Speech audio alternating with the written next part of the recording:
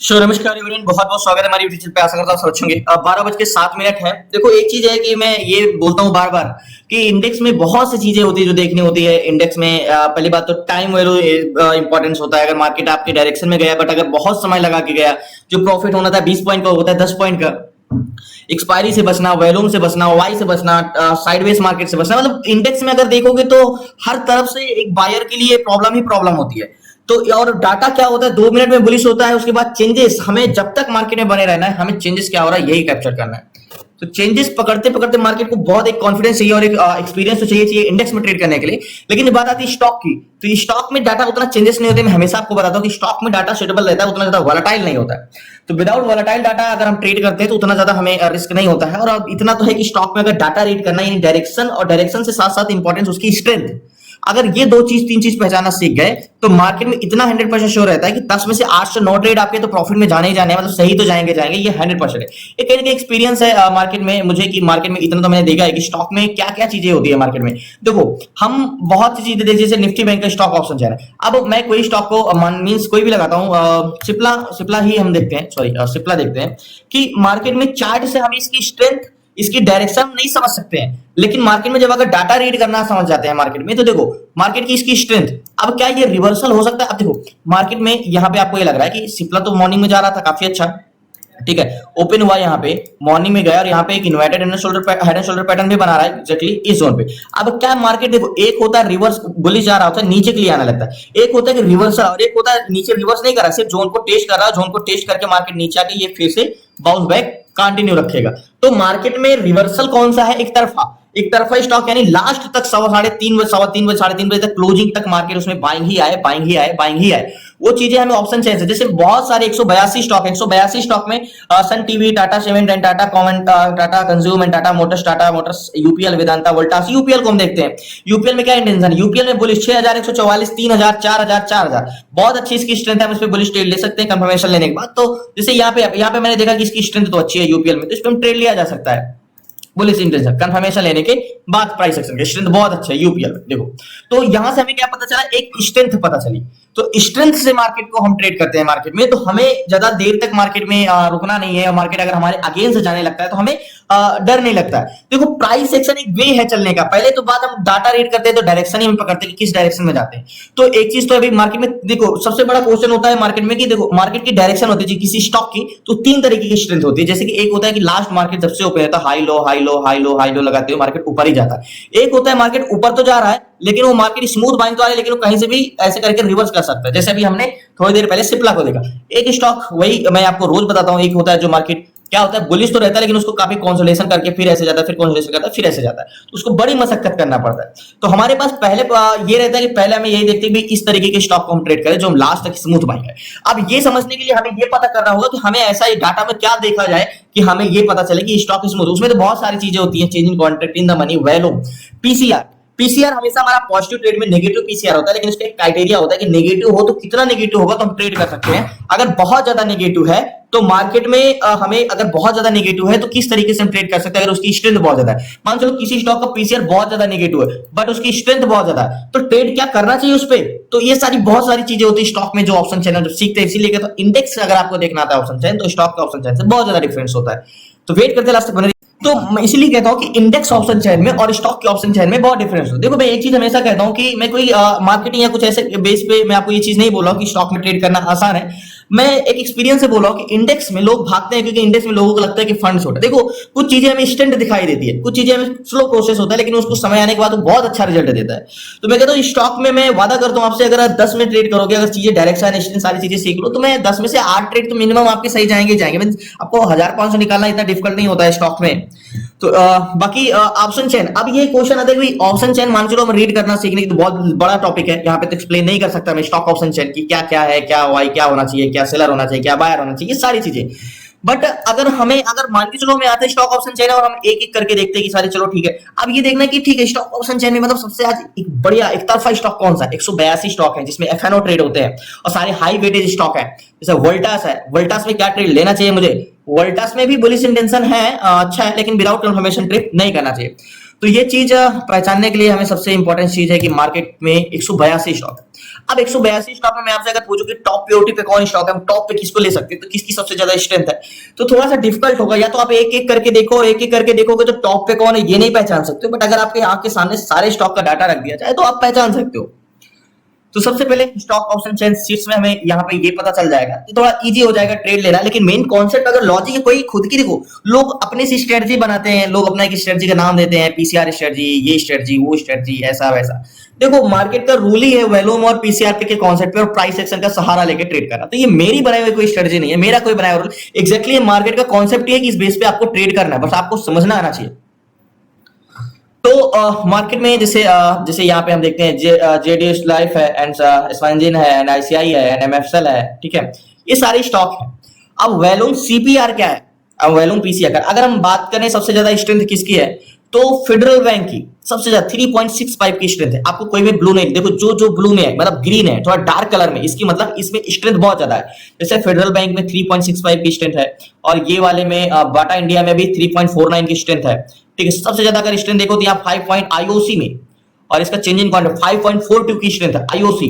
तो क्या आईओसी में हमें ट्रेड करना चाहिए? आईओसी में देखो 5.42 की स्ट्रेंथ है, लेकिन अगर इसमें ट्रेड करना है कि नहीं ये तो हमारा चेंजिंग कॉन्ट्रैक्ट ही बताएगा। आईओसी, ओके, आईओसी में चेंजिंग कॉन्ट्रैक्ट क्या इंक्रीज हो रहा है, स्ट्रेंथ तो बहुत ज्यादा है, स्ट्रेंथ है एंड पीसीआर भी बढ़ रहा है। आईओसी है ना, एक मिनट देखते हैं, बट इसमें हम ट्रेड नहीं कर सकते कि चेंजिंग कॉन्ट्रैक्ट तो ठीक है, फ्लैट ही है एक प्रकार से। यहाँ पे देखें आईओसी, एक बार ऑप्शन चैन देखना होगा आईओसी को, तब एग्जैक्टली क्लियर कर सकते हैं कि क्या हो सकता है, क्योंकि शायद मेरे हिसाब से in the money contract call side का ग्रीन नहीं है क्या आईओसी,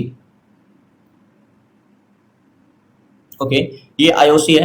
हाँ तो ट्रेड कैसे कर सकते हैं, मतलब स्ट्रेंथ तो बुलिश है 12,331 एंड 5,000 है, बट मार्केट में यहाँ पे in the money contract call side का है ही नहीं है, तो हम ट्रेड कैसे कर सकते हैं? बेरिश ट्रेड बनेगा, बुलिश ट्रेड नहीं बनेगा। एक्चुअली में इन द मनी कॉन्ट्रैक्ट का मतलब कहना है कि एक बस है और उसमें 12,000 पैसेंजर ऊपर जाने के लिए बैठे थे बुलिश, और 5,000 पैसेंजर नीचे जाने के लिए बैठे हैं, तो इसमें कौन ज्यादा हुआ, बुलिश या बेरिश? तो आप बोलोगे बुलिश, तो मैंने क्या बोला, बैठे थे 12,000 और ये बैठे मतलब प्रेजेंट टाइम में ये कॉन्ट्रैक्ट अपना बना के नहीं रखे, सारे इनके कॉन्ट्रैक्ट माइनस में हो चुके हैं और इनके कॉन्ट्रैक्ट अभी भी प्लस में है, तो इनकी इंपॉर्टेंस ज्यादा हम देंगे। इस रीजन से यहाँ पे स्ट्रेंथ होने के बावजूद भी, चेंजिंग कॉन्ट्रैक्ट होने के बावजूद भी कोई महत्व नहीं, इसीलिए कहता हूँ कि बहुत सी चीजें हमें समझनी पड़ती है।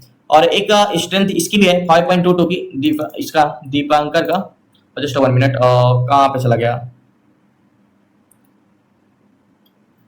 लास्ट तक बने रहिए, मैं आपको बताता हूँ एक स्टॉक। तो फाइनली एक स्टॉक मिला है, वो है बाटा इंडिया, यानी अगर हम चेंजिंग कॉन्ट्रैक्ट पे देखें तो 12वें नंबर पे बाटा इंडिया है और इसकी 1.13 का पीसीआर है और चेंजिंग कॉन्ट्रैक्ट देखो 3.49 की स्ट्रेंथ है, बहुत अच्छी स्ट्रेंथ है, बट इसका चेंजिंग कॉन्ट्रैक्ट भी देखो स्मूथ बाइंग आई है। और यहाँ पे देखो मार्केट भले फ्लैट चला है लेकिन कंटिन्यू पीसीआर इंक्रीज हो रहा है। और ऑप्शन चैन एक बार हम देखते हैं इसका कौन सा है, बाटा इंडिया, ओके। तो ऑप्शन चैन भी देखते हैं यहाँ पे हम एग्जैक्टली यहाँ पे बाटा इंडिया, ओके। तो यहाँ पे बाटा इंडिया में भी in the money contract green नहीं है, यहाँ पे भी ग्रीन नहीं है, तो एग्जैक्टली इसको हटाते हैं, इस पे ट्रेड नहीं कर सकते। फिर बाटा इंडिया कितना भी अच्छा, अगर कॉन्ट्रैक्ट ग्रीन नहीं है तो फिर क्या किया जा सकता है, कॉन्ट्रैक्ट भी हो अगर स्ट्रेंथ भी हो तो हम ट्रेड नहीं कर सकते इस पे। तो यही बोला ना, सारी चीजें, बहुत सी चीजें हमें देखना पड़ता है। भले बाटा इंडिया मुझे स्ट्रेंथ बहुत अच्छी लग रही है, बहुत अच्छा मुझे देख रहा है, देखो एग्जैक्टली स्ट्रेंथ होने के बावजूद भी इस पे ट्रेड नहीं किया जा सकता, कंसल्टेशन कर, क्योंकि मूवमेंट मॉर्निंग में किया है और इसकी स्ट्रेंथ बहुत अच्छी है, बट मार्केट में इस पे हम ट्रेड नहीं कर सकते। दूसरा कोई देखते हैं,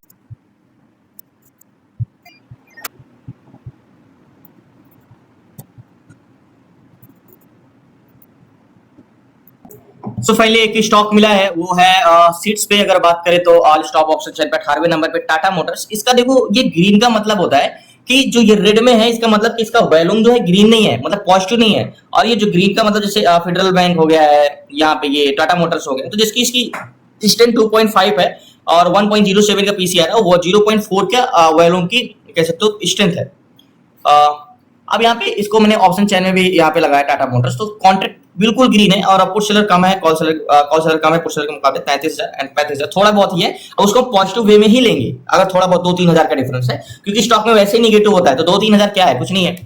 एंड टाटा मोटर्स, तो टाटा मोटर्स को सबसे पहले चार्ट पे देखते हैं कि चार्ट में टाटा मोटर्स को क्या ट्रेड किया जा सकता है। एग्जैक्टली मार्केट ओपन कहाँ पे हुआ, 9:15 बजे, ये वाले कैंडल्स पे, यहाँ पे मार्केट गैप अप खुला 1112 पे, मार्केट नीचे आया, अब नीचे कंसोलिडेशन करके मार्केट ऊपर जा रहा है। तो सबसे पहले वन डे टाइम फ्रेम में लगाएंगे और ये ऑल टाइम हाई पे है मेरे हिसाब से, तो ऑल टाइम हाई पे तो कैसे कर सकते हैं ट्रेड? ऑल टाइम हाई पे मार्केट तो थोड़ा सा ऑल टाइम हाई पे होता है तो मार्केट में ट्रेड करना नहीं, ऑल टाइम हाई पे तो नहीं है। 1 मंथ के अगर टाइम फ्रेम में लगाएंगे तो मार्केट के नहीं, ऑल टाइम हाई पे ही है मार्केट। तो हम ट्रेड कैसे कर सकते हैं? एक 5 मिनट टाइम फ्रेम में लगाते हैं तो फिर ये प्रीवियस हाई क्या है मार्केट में? तो मार्केट में अगर हॉरिजॉन्टल जोन लेंगे हम, तो हॉरिजॉन्टल जोन प्रीवियस हाई का मार्केट में ये लेंगे, एग्जैक्टली ये वाला जोन, ये हमारा प्रीवियस हाई हुआ, ठीक है, और ये हमारा नेक लाइन हो जाएगा। तो गैन कैलकुलेटर ओपन करते हैं सबसे पहले यहाँ पे, गैन कैलकुलेटर, जो कि वो हमें बताएगा कि बाइंग जोन में मार्केट आया कि नहीं आया, क्योंकि स्ट्रेंथ तो है इसकी, डाटा बिल्कुल परफेक्ट है। तो गैन कैलकुलेटर में इसका हॉरिजॉन्टल जोन का प्राइस डालेंगे तो 1102 रुपए 50 पैसे, ओके, 1102 रुपए 50 पैसे, ठीक है। कैलकुलेट करते तो गैन का कहना है कि 1105 के ऊपर जाएगा तो आप बाई करना, टारगेट 1113 रुपए एंड सेल साइड आप 1097 का, तो 1105 पे जाएगा तब आप बाई करना। तो गैन कैलकुलेटर के हिसाब से देखो 5.56 यानी 1105 रुपए 56 पैसे पे जाएगा तो आप बाई करना। तो 1105 रुपए 45 पैसे तक गया है। तो देखो नेक लाइन की बात करें ना, तो हम नेक लाइन कौन सा ले सकते हैं? मार्केट ये ब्रेक करेगा ना, तो ये हमारी, देखो मार्केट एक बार इसको ब्रेक किया था और यहीं से रिटेस्ट किया था, तो हमें अगर एग्जैक्टली चाहिए तो कंफर्मेशन, हम रिस्क नहीं लेना चाहते, तो ये हमारी नेक लाइन हो जाएगी।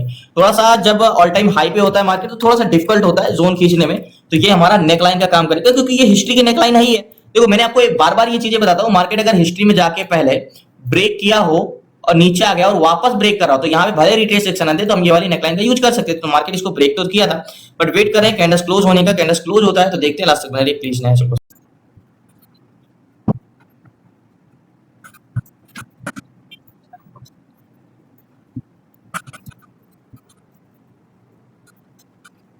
सो finally Tata Motors candles close देने वाला है, मैं इस पे ट्रेड लेता हूँ।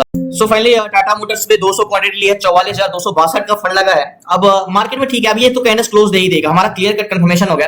अब देखो ऑल टाइम हाई पे तुम टारगेट क्या रखते हैं? क्या 1111 रुपए 6 रुपए चला है, 200 क्वांटिटी है, तो ठीक है। हम टारगेट पॉइंट गैन कैलकुलेटर का कहना है कि भाई आपको 13 का टारगेट मिलेगा, पहला टारगेट 1113 रुपए का है, लेकिन हम 5 रुपए का भी मींस मिलता है 1000 स्टॉक में, तो ये वाला टारगेट ठीक रहेगा हमारे लिए, 1111 रुपए 83 यानी 12 पैसे। तो हमने ये चीज तो सीखा है कि गैन कैलकुलेटर और प्राइस एक्शन दोनों को मिला के टारगेट लिया जाता है। यानी वन डे टाइम फ्रेम में जो हमने सीखा है कि कैंडल्स का बॉडी यानी शैडो टारगेट लिया जाता है अगर ब्रेक करता है तो ये तो प्रीवियस कैंडल तो कोई है नहीं, ऑल टाइम हाई पे है, तो वन डे टाइम फ्रेम में टारगेट नहीं, लेकिन ऑल टाइम ये वाला रेजिस्टेंस तो हमारा क्रिएट हो ही रहा है ना प्राइस एक्शन के हिसाब से। तो और गैन कैलकुलेटर, तो गैन कैलकुलेटर और प्राइस एक्शन से जो पहले टारगेट मिले उसे लेके हम निकलेंगे। तो ये वाला हमारा टारगेट पॉइंट है एंड स्टॉप लॉस हमारा इस जोन के नीचे का होगा, क्योंकि ऑल टाइम कैंडल्स क्लोज दे दिया है, यहाँ पे सेल पॉइंट होगा इसके नीचे का। मैं वेट कर रहा था कैंडल्स क्लोज होने का, 2 कैंडल्स तो क्लोज नहीं थी, तीसरी कैंडल्स हमारी क्लोज देने वाली है। अब नीचे तो नहीं आएगी, इतना तो कंफर्म है, बस क्लोजिंग होने वाली। मैंने ट्रेड लिया है, मेरे यहाँ की बाइंग करीब 106 रुपए 13 पैसे के आसपास, अभी 106 रुपए 55 पैसे चल रहा है मार्केट। देखो मार्केट अभी जोन को टेस्ट करने आ सकता है, यहाँ तक भी आ सकता है। तो जैसे चेंजिंग कॉन्ट्रैक्ट हमने टाटा मोटर्स में देखा तो अच्छा है, तो वेट करते हैं लास्ट तक बने रहिए प्लीज ना।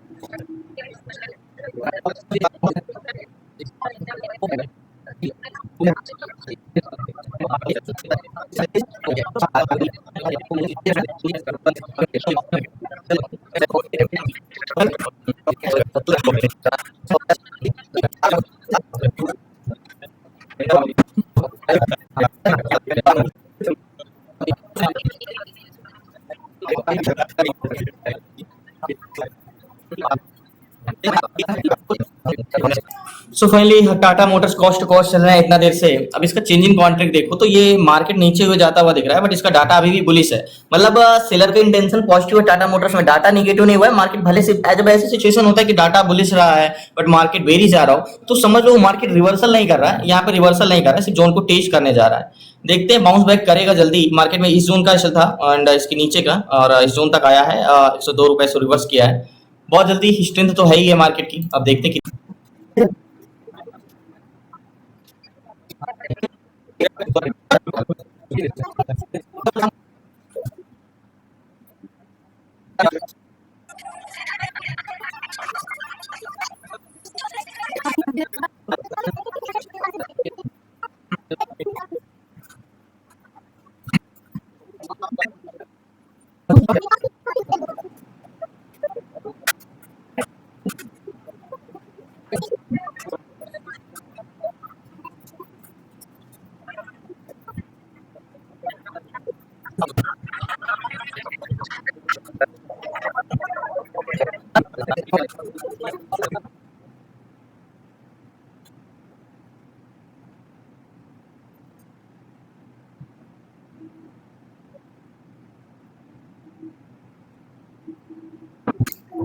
सो फाइनली मार्केट इस जोन से फिर से रिजेक्शन ले लेगा, इसके नीचे नहीं जाएगा। इस जोन को वो टेस्ट करने आया है। मींस मैंने आपको बताया ना कि बॉटम में जब भी ब्रेक करता है और मार्केट का डाटा कंटिन्यू पॉजिटिव चल रहा होता है, अगर वो दोबारा अपने सपोर्ट जोन को टेस्ट करने आता है तो सिर्फ इसलिए आता है कि उसमें वॉल्यूम और ऐड हो सके, जिससे उसकी स्ट्रेंथ और बढ़े। तो मार्केट दो बार, एक बार यहाँ से ब्रेक किया, एक बार बॉटम को यहाँ पे टेस्ट किया है, उसके बाद बाउंस बैक किया है। अगर दोबारा उसने, इसलिए मार्केट में मूवमेंट नहीं है कि उसको वॉल्यूम और चाहिए, मींस और डिमांड चाहिए, क्योंकि इसलिए मार्केट घुमा के डिमांड जोन पे इसलिए लाए कि इसमें और बाइंग आए और बड़ी स्ट्रेंथ बने।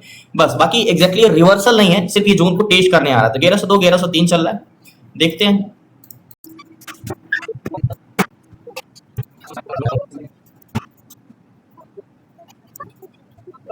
सो फाइनली जैसे मैं वैरूम की बात कर रहा था, क्या चेंजेस आए। देखो, ऑप्शन चेन में अगर हम बात करें तो इतना कुछ देखना नहीं होता। मैं आपको समझने के लिए एक बार बता दे रहा हूँ कि जैसे कॉल सेलर का यहाँ पे कॉल बायर 85,000 है और ये 60,000, तो सिंपली आप देख सकते हो 25,000 का वैल्यूम का डिफरेंस है, यानी 60,210 एंड 85,487, इतने ज्यादा कॉल बायर ज्यादा है। और एक बार रिफ्रेश करते हैं तो 25,000 की जो स्ट्रेंथ थी, क्या कॉल बायर और ऐड हुए हैं। देखो, इतना तो इसमें देखना नहीं होता। ऑप्शन चेन के मैंने आपको शुरू में बताया कि इसमें चेंजेस क्या हो रहा है उतना ज्यादा नहीं होता। अगर ये बुल टू बुलिश है तो टाटा मोटर्स बुलिश है, तो वो सिर्फ बॉटम को टेस्ट करने आया। ये नहीं, टारगेट नहीं देगा तो हम आते को जो बुल टू बुलिश स्टॉक रहते हैं वो एक हो सकता है, 19% चांसेस है कि वो आपके टारगेट देगा। अगर बाई चांस वो टारगेट नहीं भी देता है तो एक जोन पे कंसोलिडेशन करेगा। बहुत रेयर केस में ही मार्केट वो बेरिश जा सकता है, अगर उसमें कोई बड़ी ब्लॉक भी नहीं है। बेबी देखो, कंटिन्यू इंक्रीज ही हो रहा है डाटा भी। एंड देखते हैं लास्ट तक बने रहिए। प्लीज नए चैनल को सब्सक्राइब कर लीजिएगा। इंतजार करते हैं थोड़ा सा और। ये बॉटम को टेस्ट कर लिया, जैसे एक बार बॉटम को टेस्ट करने नीचे तक आया था, दोबारा टेस्ट करने आया। देखते हैं 1100।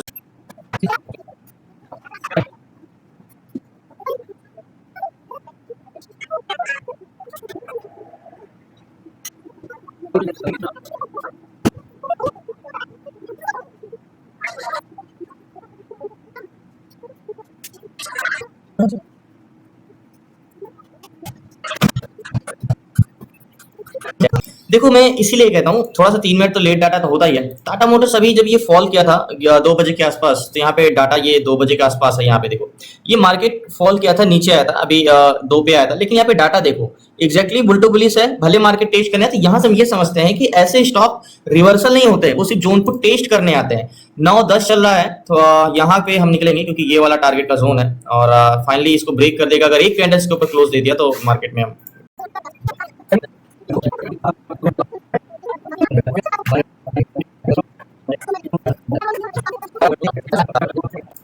एक चीज मैंने आपको ये बताया कि मार्केट जब दोबारा जोन को टेस्ट, जितनी बार बॉटम को टेस्ट करता है उसकी स्ट्रेंथ उतनी बढ़ती है, और जितनी बार टॉप को टेस्ट करता है उसकी बेरिश स्ट्रेंथ बढ़ती है। तो गैन कैलकुलेटर हमने शुरू में ये चीज देखा था कि जब भी 1105 को क्रॉस करेगा तो 1113.33 तक मार्केट जाएगा, एबो 1105। तो टाटा मोटर्स अभी लास्ट हाई है 1110 रुपए 10 पैसे आया, और 1107 रुपए अभी प्रेजेंट टाइम में आ गया। ठीक है, देखो एक प्रकार से हम अगर ये नेकलाइन मानते हैं, इसको अगर मार्केट ब्रेक किया और इसके ऊपर एक कैंडल्स क्लोज दे देता है तो फिर तो हम 100% श्योर हो जाएंगे। और श्योर तो मैं अभी भी हूँ कि ये स्टॉक ऊपर ही जाएगा। और इसमें चेंज इन कॉन्ट्रैक्ट भी कंटिन्यू इंक्रीज हो रहा है और स्ट्रेंथ भी है अच्छी खासी। तो याद होगा उस समय ऑप्शन चेन में क्या स्ट्रेंथ थी, एक बार रिलोड करता हूँ अभी इसको। तो वेट करते हैं लास्ट तक बन रही है। 1107 रुपए 8 रुपए चल रहा है, अभी और इंतजार करना बाकी। देखो, एक बार टेस्ट किया तो स्ट्रेंथ यहाँ तक आई, दोबारा टेस्ट किया तो स्ट्रेंथ शायद टारगेट देगा। हम टारगेट से 2 रुपए ही अभी रह गए थे, 10 तक गया था, 12 का 11 पॉइंट कुछ का टारगेट था, तो थोड़ा सा और।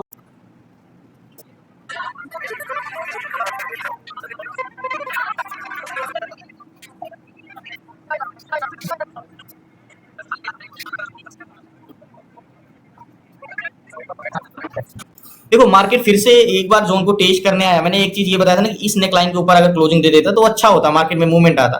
बट अब ज्यादा समय है नहीं है, ज्यादा ज्यादा साइड वेस्ट ना हो, पूरा दिन लग गया मार्केट में और इतना मूवमेंट लेने के लिए। ऐसे होता है स्टॉक में, जो छोटे प्रीमियम वाले स्टॉक होते हैं ऐसे ही मूवमेंट करते हैं। बट जैसे इतना इंतजार किया और थोड़ा देर बचा है।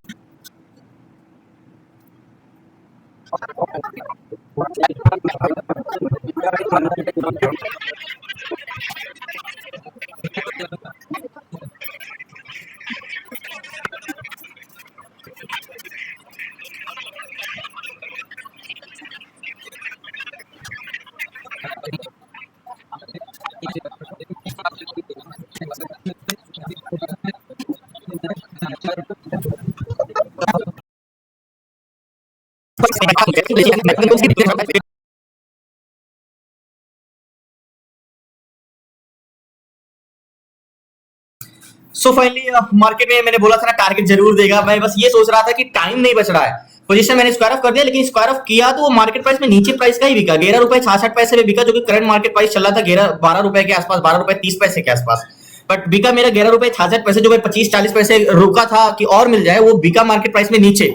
बट टारगेट डन किया एंड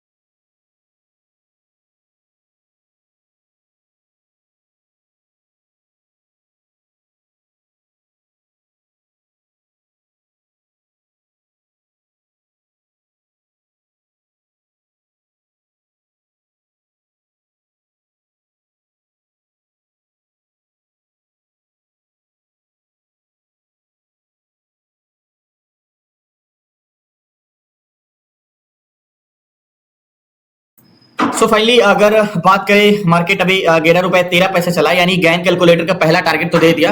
बट मैं पोजीशन स्क्वायर अप, ये नहीं सोचना यार मार्केट इतना ऊपर निकल गया, 14 रुपए के आसपास निकल गया, बट हम तो एग्जिट ही नहीं कर पाए। देखो मैंने आपको बोला था ना ये मूवमेंट करेगा, ये एक तरफा है। मैं वही स्टॉक को चुनता हूं जो या तो हमारे फेवर में रहे, या तो अगर हमारे फेवर में ना जाए तो हमारे अगेंस्ट भी ना जाए, वहीं पे कॉन्सोलेशन की। देखो पहली बार यहाँ पे टेस्ट करने आया तो मैंने बोला बॉटम को टेस्ट करने, सेकेंड आया तो मैंने बोला 2 बार टेस्ट के लिए अब इसकी स्ट्रेंथ और बढ़ गई है। तो गैन का तो था 13 रुपए 33 पैसे का टारगेट, लेकिन हमने लिया था 12 रुपए के आसपास, जो कि बेचे हमने, बिका हमारा 11 रुपए 66 पैसे के आसपास। तो ठीक है, यहाँ पे बाई किए थे 5 रुपए 6 रुपए के आसपास और 11 रुपए में बेचा। तो इसीलिए मैं कहता हूँ स्टॉक में ट्रेड करना, स्टॉक अभी ऑप्शन चैन में इसमें जो होता है डाटा में चेंजेस ज्यादा नहीं होते हैं, जो हम स्टॉक को ऑप्शन चैन देते हैं। थोड़ा सा इंडेक्स के देखते हैं, अगर आप हमेशा इंडेक्स से देखते आए हैं ऑप्शन चैन, तो आप इसको नहीं देख सकते, ये तो पता है, क्योंकि उसमें और इसमें डिफिकल्ट होता है, क्योंकि वो वीकली कॉन्ट्रैक्ट होते हैं और ये मंथली कॉन्ट्रैक्ट होते हैं। बट मैं इतना मैं जरूर कहूंगा कि मेरा वादा है, अगर स्टॉक में आप चीजें सीखते हो, direction strength A to Z सारी चीजें, तो 10 में से 8 से 9 ट्रेड तो जाने से कोई रोक नहीं सकता। मींस आपके जाने ही जाने। कोई भी चीजें क्वेश्चन आने में समय लगती है। पहले हमें क्वांटिटी, मींस अगर आप ट्रेड भी करते हो तो पहले छोटी क्वांटिटी, 5 क्वांटिटी 10 क्वांटिटी, पहले ट्रेड तो देखो कितने सही जा रहे हैं। अगर ट्रेड मेरे 10 में से 8 सही जाते हैं तो ठीक है, मैं क्वांटिटी डबल करता हूं। शुरुआत तो आपको 5 क्वांटिटी से ही करनी है, पहले कॉन्फिडेंस तो है, क्वांटिटी तो है, कंसिस्टेंसी तो बने, क्वांटिटी तो हम बाद में इंक्रीज करते हैं।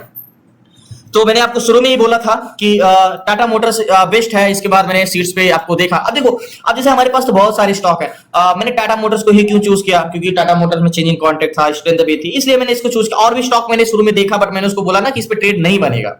तो धन्यवाद आपका, शुक्रिया। अगर आपको अभी तो 15.20 पे चला गया, लास्ट टाइम में बाइंग इतना ज्यादा आ गया। अभी देखो इतना देर से कंसोलिडेशन कर रहा है ना, लेकिन देखो एक होता है बॉटम को टेस्ट करने जाना, एक होता है रिवर्सल होना। बस दोनों में आपको फर्क पहचानना है कि कौन सा स्टॉक ऊपर से जाके रिवर्सल कर रहा है, कौन सा स्टॉक जो ऊपर जा रहा था वो जोन को टेस्ट करके दोबारा ऊपर जाएगा। तो ये रिवर्सल नहीं है, ये टेस्ट करने आया है। अब वो जब तक आप नहीं पता कर पाओगे, जब तक आपको डाटा रीड करना नहीं आता, चेंज इन कॉन्ट्रैक्ट नहीं पहचानना आता। तो धन्यवाद आपका, शुक्रिया। एंड क्लासेस में जुड़ना है, आपको इसी तरह सीखना है स्टॉक इंट्राडे कैसे करना है, स्टॉक एसआईपी और swing trade, option selling, option buying, stock fundamental and IPO A to Z सारी चीजें 6 मंथ की क्लासेस में। तो डिस्क्रिप्शन में नंबर है, आप उस पर व्हाट्सएप करके जुड़ सकते हैं। फाइनली अभी तो ये एक 5 मिनट के अंदर ये सीधा 10 रुपए से 15 रुपए पहुंच गया, जितना ये 6 रुपए से 10 रुपए जाने में समय लगाया था। तो मार्केट में मूवमेंट यानी स्ट्रेंथ आई है अब। तो मैंने आपको एक चीज बोला था, नेक लाइन, ये जो हमारी ये नेक लाइन थी, इसको बाहर कैंडल क्लोज दे देगा तो फिर मार्केट में कंटिन्यू बाइंग आएगी। तो मार्केट में जैसे कैंडल्स क्लोज दिया, कंटिन्यू बाइंग आना स्टार्ट हो गया। धन्यवाद आपका, शुक्रिया। जुड़ना है क्लासेस में तो डिस्क्रिप्शन में नंबर है, आप उसे व्हाट्सएप करके जुड़ सकते हो। बाकी शुक्रिया आपका, जय हिंद। प्लीज आपसे रिक्वेस्ट है, आपको कुछ भी समझ में आए, कुछ अच्छा कर दे, कमेंट में जरूर बताया करिए कि मैं भी फीडबैक मिलता है, खुशी मिलती है जब आप कुछ अच्छा लिखते हो तो। बाकी आपकी मर्जी, आपको जो बेटर लगे, अच्छा बुरा जो भी आपका सजेशन है, आप जो भी मुझे सजेस्ट करना चाहो आप सजेस्ट कर सकते हो कमेंट में, जो भी गलत हो या सही हो, या जो भी नेक्स्ट टॉपिक क्लियर करना हो या कुछ और जानना हो तो कमेंट में कर लिया करो। मैं ऐसा नहीं है मैं कमेंट का रिप्लाई कुछ नहीं करता, बट देखता जरूर हूँ, तो जाहिर सी बात है आपसे रिप्लाई जरूर करूंगा, बट आप कमेंट में कुछ जरूर बोला करिए। कुछ भी आपने अगर मुझसे सीखा है तो एक बार आप फीडबैक जरूर दिया करिए। शुक्रिया आपका, जय हिंद।